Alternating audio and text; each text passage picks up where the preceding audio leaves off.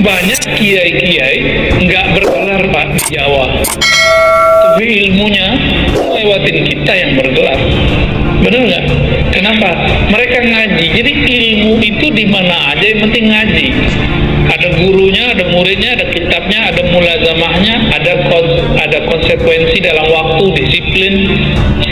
Itu jadi mau di mana aja diduduk. Maka muncullah sosok kayak Gus Baha, benar nggak? Ya, ngelewatin orang tamatan mana? Ya? Profesor doktor aja bingung sama dia kalau dia bisa ngomong begitu. Assalamualaikum warahmatullahi wabarakatuh. Bismillah walhamdulillah, wassalatu wassalamu ala rasulillah wa ala alihi wa sahbihi wa man wala.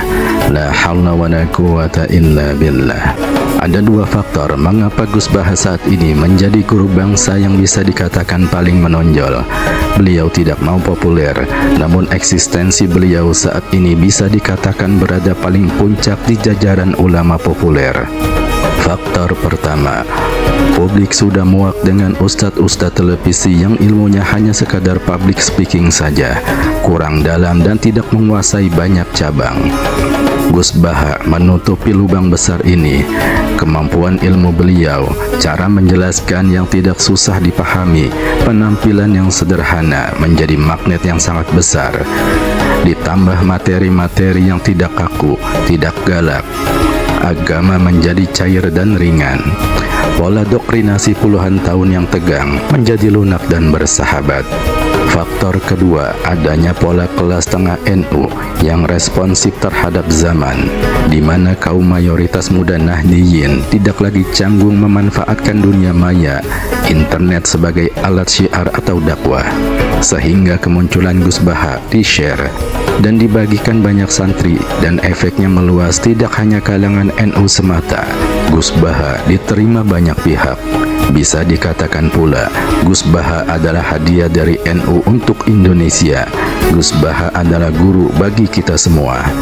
Dan berikut ini pandangan para kiai, habaib, dan mubalik tentang sosok Gus Baha. Orang habis viral TikTok ngomongin Gus Baha katanya, sambil ketawa-tawa mungkin orang kali ya. Dari mana Habib Umar nih katanya Gus Baha menemukan hukum Al-Quran 200 katanya. Sekarang apa Anda pernah menemukan satu perangkat hukum perdata dari Al-Quran? Pernah? Pernah? Jadi hukum fikih itu ada 1500, wakila ada 800. Dalam Al-Quran baru ketemu 500. Jadi kalau sudah full ketemu hukum fikih, insya Allah kiamat. Ada orang habis viral TikTok ngomongin Gus Baha katanya, sambil ketawa-tawa mungkin orang kali ya. Dari mana Habib Umar nih katanya Gus Baha menemukan hukum Al-Quran 200 katanya. Ente kira Al-Quran ada berapa hukum dalam Al-Quran? Ini kiai hafal Quran semua. Dia kira ada berapa? Saya itu pecinta Gus Baha. Tiap malam saya nonton beliau dalam bidang usul fikih. Dan gak mungkin ada orang punya hafalan segitu kuat kalau bukan orang tercerdas. Gure Shihab itu kakak senior kita, orang dia sekolah Darul Hadis, kita Darul Tauhid Malang. Nah beliau di Mesir summa cum laude. Tahu summa cum laude? Nilainya di atas 4 rata-rata manusia. Sampai sekarang belum ada gantinya. Berarti otaknya sudah lebih. Giganya bukan lagi giga tapi tera. Tahu tera? Iya kan tahu ya sekarang tera ya. Tera bukan lagi giga. Kita orang yang cinta mereka karena kita cinta Al-Quran. Allahumma shalli ala sayyidina Muhammad. Kula remen kali Gus Baha dan wa akronihi wa man yumasiluhu. Iku keranten keilmuannya jelas. Terus dalam hal penampilan itu opo anane bloko suto angel para rawuh golek kiai sing berpenampilan opo anane. Kadang durung dadi habib dandanane kaya habaib, wong Malang lek ngarani kemabib. Mboten Arab, gayane kaya Arab. Jadi ini malih mboten Arab tapi kemarab. Gus Baha yang iso ngarang kitab mengke wicantenan kali tanggi sugeng tindak sami wilujeng nggih Jawi murni, padahal kemampuan Arabe pol ngarang kitab Arab nggih saged. Nah sing rada kemarab kemabib niku wau dijak ngomong tenan ra iso. Cara dikongkon nerusne nunan dalil i'rabang ya ora muni ya. Oh ora muni. Tapi lek gayane Gus Bahak kalah. Serbane jos. Coba yo jos lek perlu minyak wangi sak liter sokne kabeh.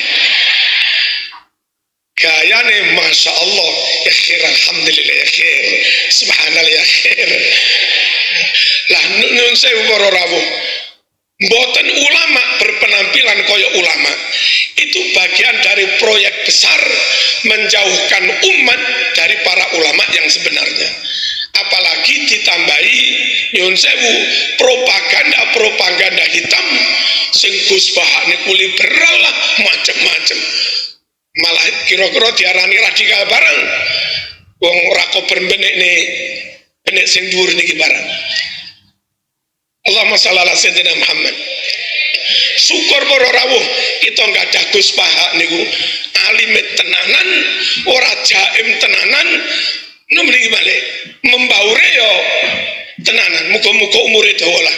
Wassalamualaikum warahmatullahi wabarakatuh. Kalau yang di Pulau Jawa, yang saya rekomendasi dan saya takjub dengan keilmuan mereka tadi adalah Dr. Marzuki Mustamar atau Abah Yai Marzuki Mustamar, guru saya sekarang, murabbi ruhiyahnya saya. Beliau adalah orang yang mengerti tentang fikih lebih baik jauh di atas saya, dan bahkan bukan hanya tentang fikih, juga tentang bagaimana bermanhaj, bagaimana berislam dengan akidah yang lurus, dengan fikih yang benar. Bimbingan beliau itu sangat penting. Teman-teman bisa banyak mengakses kajian ataupun ilmu beliau di sosial media. Yang ada di Malang silahkan nyantri kepada beliau di Pondok Sabilur Rasyad di Gasek misalnya. Atau yang juga saya sangat kagum keilmuan fikih dan usul fikihnya, bahkan mantiknya, itu ada Gus Bahak, dan semua kita kenal dengan beliau. Gus Bahak ini menyampaikan fikih dengan pakai logika-logika yang sangat relate dengan kehidupan kita sekarang. Jadi melogiskan fikih. Bahkan kadang-kadang beliau juga menjelaskan tentang kaidah-kaidah konsep usul fikih itu pola fikir fikih, sedangkan fikih adalah produk pemikirannya. Jadi usul fikih, pola fikir fikih, kemudian ada fatwa fikih adalah produknya. Sehingga beliau kadang-kadang menyampaikan fatwa dengan pola fikir fikih yang beliau ajarkan. Itu luar biasa. Gus Bahak itu rujukan fikih, ilmu mantik, usul fikih yang langka di Indonesia. Kita perlu belajar dari beliau. Tadi disebut ada Gus Bahak, pengetahuan beliau hafal Al-Quran, lalu kemudian mengerti tafsir, pakar, diberikan Allah pula ilham. Banyak hal-hal yang baru kita dengar dari kajian-kajian beliau. Rupanya beliau termasuk mustasyar, penasehat, bahkan salah satu dari pendiri pusat kajian tafsir. Ini baik sekali. Oleh sebab itu dimanfaatkan, ikuti program kajian ini. Ini Rembang, Pak Bupati, ini kita bersyukur ini. Di Rembang itu ada manusia Quran yang tidak banyak dikenal orang. Jadi kalau Bapak Ibu tanya tentang fikih dalam Quran, itu beliau luar biasa itu. Namanya Gus Bahak. Gus Bahak. Kapan-kapan kalau ada pengajiannya, hadiri pengajian beliau. Itu di antara orang yang Al-Quran. Gus Bahak, Masya Allah, beliau orang luar biasa. Beliau orang alim, tafkir, seorang pemikir. Karena sering beberapa kali dengar ceramah beliau. Beliau seorang tafkir, ahli pemikir. Yakni kadang ilmu-ilmu yang beliau berikan itu tidak ada pada ilmu-ilmu, nasihat-nasihat ilmu. Cara beliau mengistinbatkan hukum-hukum, itu anda lihat luar biasa, cerdas. Beliau orang yang cerdas, yakni ar-rasikhuna fil ilm. Beliau orang yang Masya Allah, tafkir, dan yang luar biasanya lagi, penampilan beliau sangat sederhana sekali. Itu yang sedang berbeda. Penampilan beliau sederhana, orang apa adanya. Itu pendapat anak yang ente minta tentang Gus Bahak. Di dalam Al-Quran, dan banyak terjadi kontradiksi di dalam Al-Quran. Orang mempelajari Al-Quran pun tidak boleh langsung dengan tekstual, langsung letterworks gitu ya, terus bisa dipahami ini tidak. Makanya butuh yang namanya nahu. Belajar Al-Quran itu butuh nahu, butuh tafsir, ada ilmu tafsir. Makanya orang-orang yang ahli tafsir yang ngerti. Kayak siapa? Gus Bahak, ya. mufassir, alim, alama. Mudah-mudahan diberikan panjang umur oleh Allah Subhanahu wa taala. Aku gak mungkin, fan saya bukan di tafsir, aku selalu di sirah. Ya, jadi orang itu harus tahu diri. Terhadap Musbah ikut pengajian Muhyiddin Jogja ini di Barat Naruan Jogja, bagaimana Ustaz? Kalau saya memperhatikan beliau mungkin bukan hanya sekali ini, tapi dari beberapa waktu nonton di YouTube, nonton di beberapa media sosial, saya pikir beliau punya angle lain ya dalam membahas satu permasalahan yang cukup unik dan bisa membesarkan hati orang-orang yang masih mungkin belum bisa terlalu dekat ya, bisa terlalu taat dengan Allah. Dan saya pikir ini sangat penting karena pendekatan budaya di Indonesia itu saya pikir mendahului yang lain ya, dan Musbah memberikan itu bagi kita. Kemudian ketika datang ke sini untuk pertama kalinya, saya bersyukur bisa hadir karena tidak ada yang mengalahkan daripada live show. Terima kasih atas peristiwanya. Jadi di kitab Syajaratul Ma'arif itu ada babu dzikri rajul manaqiba nafsi. Orang tuh kadang harus sombong, menyebut kelebihannya sendiri. Kayak Nabi Yusuf ngendikan inni hafizun alim. Nabi Sulaiman juga ngendikan wa utina min kulli syai'. Itu bukan sombong, tapi cara beliau untuk memaklumatkan. Saya belum pernah merasa ahli tafsir. Tapi kan kita khawatir kalau ada tafsir yang cara Bamus tadi kiai produk sendiri. Akhirnya kalau mau tafsir, saya pernah ngaji Mbah Maimun, ngaji Bapak, saya baca kitab Al-Ibris, baca Al-Iqlil, baca terjemah Kemenak, baca terjemahnya Pak Kures, baca terjemahnya Imam Sa'rawi, baca banyak lah yang saya baca, termasuk membaca kitab-kitab dulu mulai tafsir Tobari, tafsir apa saja yang saya bisa tak baca. Bukan karena saya merasa tahu enggak, tapi kayak apa umat ini kalau dapat ilmu dari orang yang tidak kredibel. Kalau misalnya itu sombong, nah sekarang dokter gigi juga nulis, dokter gigi, dokter jantung, itu kalau nggak nulis ya nggak tahu kan barokahnya. Bahkan kalau suwun santri-santri misalnya jenengan ahli takrib itu semua untuk rumah, ahli takrib medium, spesial bab ibadah. Nanti yang nggak pati pinter ya spesial mandi junub, nggak apa-apa, yang penting orang tahu kamu keahliannya di mana. Daripada kamu nggak memaklumatkan, kemudian ada orang lain yang nggak pernah ngaji memaklumatkan seakan-akan paling tahu Islam. Terus menjadi mahatus soal, menjadi marhalur rijal. Kayak apa? Islam mau dikemanakan? Semua ulama dulu biasa ngendikan ma adkhaltu fi kitabi hadza illa sahih, kata Imam Bukhari. Yang saya masukkan di sini semuanya hadis sahih. Dan sebelum saya masukkan sholaitu raka'atain, saya sholat dulu. Semuanya menggaransi kitabnya. Makanya di Syajaratul Ma'arif ada babu dzikri rajul manaqiba nafsi, yaitu ketika Nabi Yusuf menghentikan inni hafizun alim. Nabi Yusuf min kulli syai'. Wal anbiya kulluhum yaqulun inni lakum nasihun amin. Semua nabi pasti maklumatkan diri inni lakum nasihun amin. Saya ini penasihat terbaik, nasihat yang bisa dipercaya.